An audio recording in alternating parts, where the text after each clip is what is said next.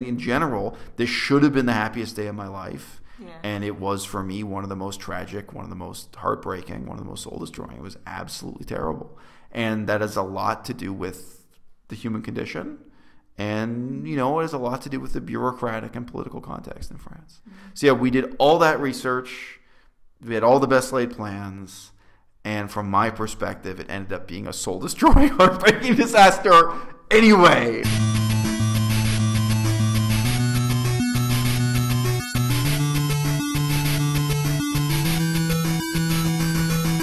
À-bas-le-ciel. This is very much take two on my attempting to do a kind of birth story video with my girlfriend. Take one, she was working from a list of questions. And the questions were intelligent and interesting. I've now read the whole list of questions. So you did actually ask some intelligent questions in that. But for me, this is really a lesson in why I do unscripted videos, why it's really important to do unscripted videos. Because it's funny, because I think the format of that didn't work. Because you were working from a program script, you're not really responding to what I'm telling you. So we're going to try to do a more spontaneous video about how my daughter was born, what I learned from the birth. The background of this just is we watched together this other vegan YouTuber's channel. Vegan Mom. That Vegan Mom's name. It's obviously it's not her name. It's the name of her channel. That Vegan Mom. That Vegan Mom and I go way back like car seats. We've known about each other via YouTube for a couple of years. And she just gave birth to twins. In the past, she gave birth to her son, blah, blah, blah. She tells her whole story on her channel. You can go see that there if you want to. So my story, with the birth of my daughter is, from my perspective, really tragic and really terrible. It's really horrible. I just got to say that in general. Set the tone for this video. However, there are some things other people could learn from it that might be useful. And it's really the story of two people, me and my ex-wife, who did a lot of planning and a lot of preparation. And despite all that planning and preparation, despite all the thought and care that went into it, it turned out horribly for me anyway, right? So look, extempore, for you, look, you had questions covering a whole list of things. What for you is the number one question? Not in chronological sequence, but in terms of depth or importance. What is your number one question about, where my daughter comes from, to put it that way? Yeah, I think the number one question was the first one that I listed. Basically, like, why did you choose France? And also, then you moved to Taiwan. You chose that as the place that you were going to start raising her. Right. So what made you decide on France and then Taiwan? Like, these decisions that went into. So those are two very different stories. The question of where we would give birth was a huge pile of research. We worked against an amazingly long list of options that we researched primarily through Google, primarily through the internet. Sure. Yeah. It's actually significant also. We did in some cases rely on human opinions. We relied on talking to and asking people's opinions who seemed like they know what they're talking about. And that can be way more misleading than Google. Sometimes Google can give you much better information than, a person who, for example, used to live in Perpignan. But we got in touch with a guy and asked him, what is it like living in Perpignan? That's a city in France where we ended up, raising my daughter for the first so many months of her life. Primarily Google-based research, but then also reaching out to and asking people we knew who knew about these things. And some of that advice was good and some of it was bad. But we considered having my daughter born in Taiwan, Thailand, various places in Asia. My wife's work or my work had connected us to. We considered United States and Canada, but obviously Canada, even just within Canada, there'd be many options. And then within Europe, and we looked at actually a long list of obscure and remote places, islands that are controlled as French territory, because my ex-wife is a French citizen, and some of the islands that are controlled as U.S. territory and so on. And places like Mexico we weren't really interested in, but where we were finding information on the internet, they had good hospitals that could handle this. So that was really a process. That was a brainstorming process, really starting from a blank sheet of paper. And a lot of the research was about how did the hospital system work in the given place, how did the insurance system work? Because wait, just keep in mind, if you're doing this, this is really where I want to emphasize the research for other people. I left a comment below that Vegan Mom's video. Below her video, I said, look, the main factor you can control is where you give birth. Like, so if you choose to give birth in Mexico or you choose to give birth in France, totally different scenario institutionally. But in all these places, you had to research, one, what's going to happen if it's a normal, healthy birth with no problems, no complications. Two, what's going to happen if there are problems? Because then, in terms of health insurance, money, cost, and even just where you're going to stay, right? Like, where are you going to be living if things go wrong? And, but yeah, cost is certainly a factor. And then three, how are we going to live for the immediate period of weeks and months after the child is born? Because we were doing this as there's just two people alone in the world, no aunts and uncles involved, no parents involved, her parents not involved, my parents not involved, and so on. So that was the scenario. And again, I encourage others to do what we did in that sense. I encourage others to look at the whole world because, especially if you're American, it's probably going to cost you the same amount everywhere. It's going to save you money. I mean, it's probably cheaper for you to give birth outside of the United States than inside the United States if you're an American citizen. I'm a Canadian citizen. My ex-wife has dual citizenship, both American and French. And we did all this research, and in the end, what that brought us to was specifically Perpignan, France. Yeah. Right? Yeah. I figured you had done plenty of research because you research everything. But, it's unfortunate that you went through all of that research and nevertheless had such a negative experience. We ended up in a situation I was unhappy with, right? Yeah. But you asked two questions. The second question is why did we end up in Taiwan after that? Yeah. And that's a totally different story because we broke our backs. Well, I did all the heavy lifting. I mean, my wife was pregnant, but I got and assembled all the furniture. We moved in. We created this home to raise our daughter in Perpignan, France. Right. And Perpignan is in French Catalonia, right on the border with Spanish Catalonia. Catalonia is now in the process of becoming an independent country, it seems. Fascinating political situation. But we put in all this work to get set up there. And just because the immigration office in that city in France was garbage, should I say it was corrupt? Should I say it was incompetent? Should I use other more colorful words? Because of a couple bad people in one government bureaucratic office, it was impossible for us to stay there. So that was a paperwork-created situation. There were bad people in positions of authority in one office in the government in France, and we did formally complain. I mean, we're highly educated, highly literate people. We saw to what extent we could fight the system. And then it was very clear that because these few people in this one bureaucratic office in France were terrible people and running a terrible office, it was like, well, either we have to exit France completely and then re-enter France and restart the immigration process with new paperwork, like pretend we never arrived in France at all, pretend we didn't just give birth to a baby in France. Start with new paperwork in a different city in a different province in France. You could do that. That was allowed. That wouldn't be breaking the law. That's the law. You can restart with a new sheet of paper. Or we leave France entirely. We give up on France is the plan. Now, if you do that again, if you've been in one city in France where the immigration process was incompetent, corrupt, bad, etc., why would you think it would be better elsewhere? Again, you can do some Google research, but we had no reason that we could go through the same tragic scenario all over again and still end up homeless, having to flee with our baby and our possessions. Remember, when you have to move everything you own by airplane, and everything you own includes a newborn infant, you own almost nothing because you have the baby, you have the diapers for the baby, you have all the things you need for the baby. I mean, I didn't own a single book. You know what I mean? I lost everything. I had my own. You can't even bring many adult clothes. Your very limited luggage allowance is devoted entirely to the baby and the things the baby needs first and foremost, right? Mm-hmm. So, we'd already gone through that in effect, going from Canada to Perpignan. We worked really hard to create a home out of nothing in Perpignan. Rent an empty apartment, furnish it. And in France, it is very hard to get the electricity and lights set up and phone. That was a big struggle in France. Some countries it's easier than others. It is what it is. And then we were losing all that, and we were leaving like refugees. And the question is, well, if we're going to leave like refugees, do you want to come back to France and do this all over again? Oh, and also you have to deal with health insurance paperwork and all this, again, for the baby, of course. Or do you want to give up on France entirely? And we made the fateful decision at that point for totally different reasons to give up on France and go to Taiwan.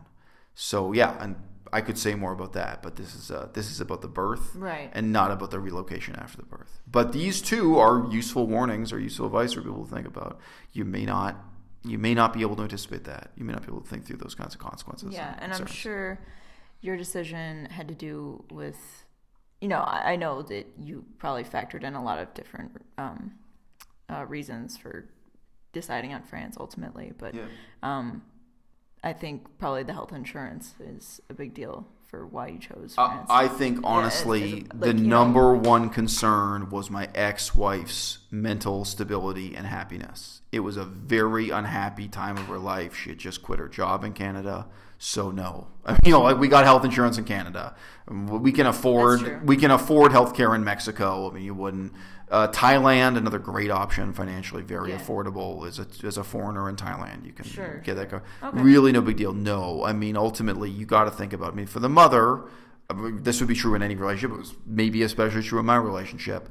What she's going to go through in the first 3 months, the last couple months of pregnancy, giving birth, and the first few months of the baby's life, there are a lot of factors there. And indeed, at that time, my ex-wife was quite estranged from her family. She did not want to be too close to her family. So that was another question. It was, okay, you don't want to be too close, but do you want to be too far? And that was also a choice. So we were close enough that it was possible for my ex-wife to, have some family members over and not others, kind of thing. She could control how much the baby, was in contact with the other family members, and it was easy for her to manage her estranged relations. But yeah, we were very much alone. We were just man, wife, baby. No aunts, no uncles, no grandparents, nobody else in any kind of support. It's tough. It's tough, but she quit her job, and she destroyed my whole educational and career situation. So I had nothing, So we were in a position where it's like, well, we only had 2 people, but we had 2 people who were able to devote 24 hours a day, 7 days a week to the baby. And that's totally different from having 2 parents where even just one of them has a job, let alone 2 of them has a job. Yeah. So we were both 24/7 stay-at-home parents for the first 10 months of my daughter's life. And that works. That you can do. So I mean, like, literally, if my wife was with the baby, I could go out and do food shopping. Mm-hmm. If I was playing with the baby, my wife could cook food, or vice versa. I did do a lot of cooking for that reason. Like, if she's breastfeeding the baby, I can cook and whatever, But no, at any given time, one of the 2 of you has to have both your hands full with the baby. And that's, that becomes the rhythm of your days. And it was beautiful. It was a beautiful rhythm to live by. I mean, obviously that element is a happy memory for me. Yeah. The first 10 months I spent with my daughter, and I was with my daughter when she took her first steps and made her first noises. She didn't say any real words when she was with me, you know what I mean? Right, yeah. And all that stuff. Yeah, no, it's magic, and changing diapers and all that kind of stuff. But, to give an example, when my ex-wife went out to see a therapist, so she's away for a couple of hours, that was very, very hard. Just to have those, even just a couple of hours to really be one parent rather than 2 cooperating, that's very, very hard. So, and babies at that age, they do always want to be around the breast. They want to have access to breastfeeding at any one time. Even when they're not breastfeeding, they'll start to panic if that's not around. So, I mean, my daughter, I spent plenty of quality time with my daughter, alone without my wife, but normally because my wife was sleeping. She'd just nap or fall asleep at different times. But, just every so often, that's straight up evolutionary biology. The baby wants to check, is the breast nearby? Because in terms of how they've evolved, that's their only source of nutrition. Mm-hmm. If the baby is separated from breastfeeding, it'll die. So it's a very strong survival instinct. They want to check that that's around, visually or by smell or whatever it is. So yeah, they'll become very unhappy very soon if they don't have access to that. Yeah. Right. So yeah, the other important one to me is like how you decided on the plan for giving birth. Like, what research went into it? How did you make your decisions? Because So look, this is a good question, but like, it's all irrelevant if your doctor is an asshole. Like, you can sit in your apartment and drop my birth plan. Yeah. Like, wow, how is your doctor going to see it? I mean, maybe you have a doctor who's like, oh, that's a good birth plan, where they really care and really listen. And, again, we did take one of this video. So this is stuff we'd never talked about before, but she already heard this. Like, we went to one hospital with one doctor, and the guy was such an asshole that he banned us from the hospital. He didn't wash his hands. We had all these concerns, but he seemed drugged up. He seemed like he was at least on antidepressants, if not other drugs. He was just really loopy and out of it. He was a young guy. He was not an elderly doctor. He was a young guy. And it was like, so dude, are you on like a double dose of Prozac and like maybe a chaser of like whiskey and cocaine? But he seemed really out of it. And he wasn't washing his hands. We shouldn't be. But he banned us. Like after we met that doctor, we met in this, it was like, do you think we can put up with this doctor? And like, we were starting to think about it. Then we didn't have to think about it because he banned us from that hospital as a private hospital. Okay, so that hospital's, like we had to deal with such extreme, such extreme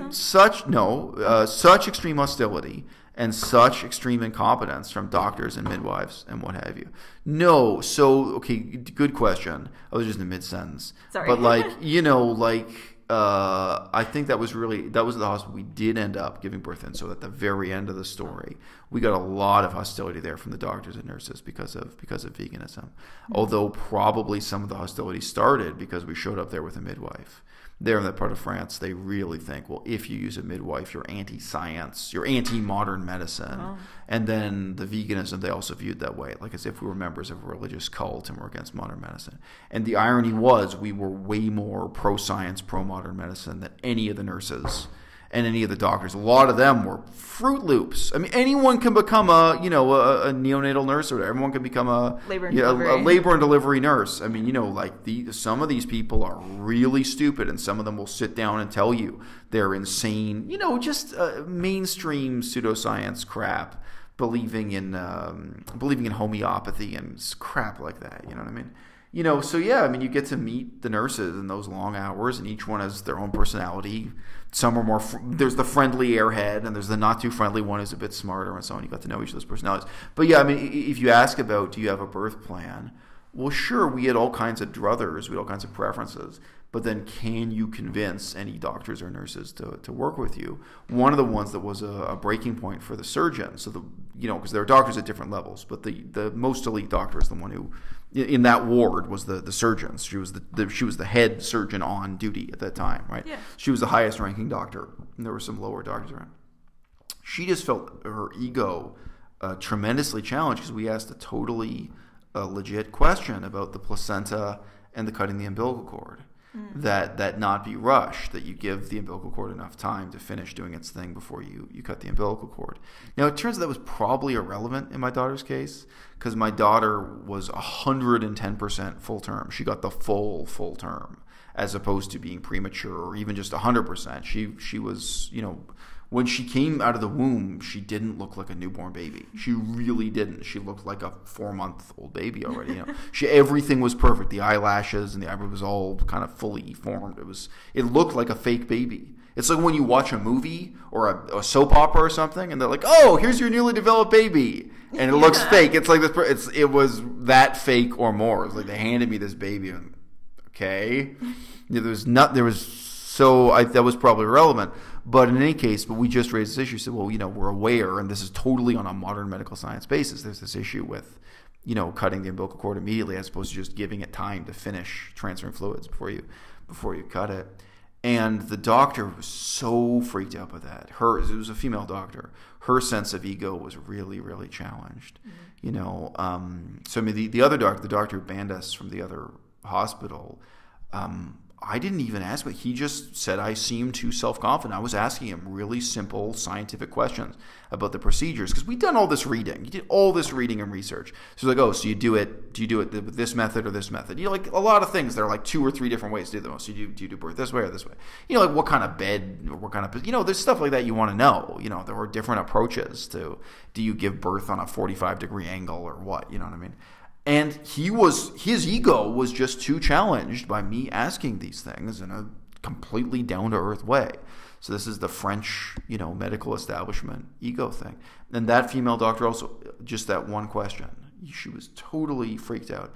And you could tell also these days, she was freaked out, and then she went away and Googled it, and then she came back after having done some, you could tell how things change, because after she done some, she realized there actually was a scientific reason for us to be asking this, but that was terrible. She treated us like garbage, and most of the nurses did too. There were a couple of nurses that were good to us, and I do remember them also, as unique personalities. It was unbelievable, the level of hostility. And I think I've already told this anecdote on YouTube, but at one point, the doctor said to us, they said to us all these denigrating things. They assumed we were from a third world country for no reason. They said things like, oh, well, how do they do things in your country? And it was like, I'm from Toronto, Canada. Like, where do you think we're from? My wife was like, she's from Nice. Like, you know what I mean? Like, and, one of the other things was like, where the doctor just replied, I think it was on this issue.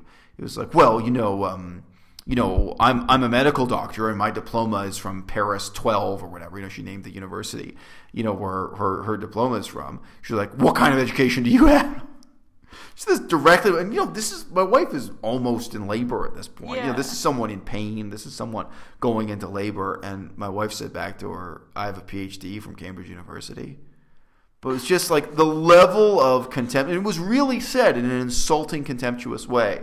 And people are being insulting and contemptuous towards my wife. And in one case, violent. In one case, I had to prevent a nurse from assaulting my wife. And this is someone who's in pain and exhausted. I mean, obviously, the sleep deprivation is, epic. You don't sleep for 48 hours and you're giving birth. It's regular. You know what I mean? So, it was really awful. I mean, it was, like I say, in general, this should have been the happiest day of my life. Yeah. And it was, for me, one of the most tragic, one of the most heartbreaking, one of the most soul-destroying. It was absolutely terrible. And that has a lot to do with the human condition. And, it has a lot to do with the bureaucratic and political context in France. Mm-hmm. So, we did all that research. We had all the best laid plans. And from my perspective, it ended up being a soul-destroying, heartbreaking disaster anyway. Yeah. And sure, if I could change anything, I'd make different decisions about everything. Yeah. Okay, so that's a 20-minute video. We could talk more. No, why don't we wrap it up there? Yeah. Okay, good. So that was my birth story, the video. Yeah. À-bas-le-ciel.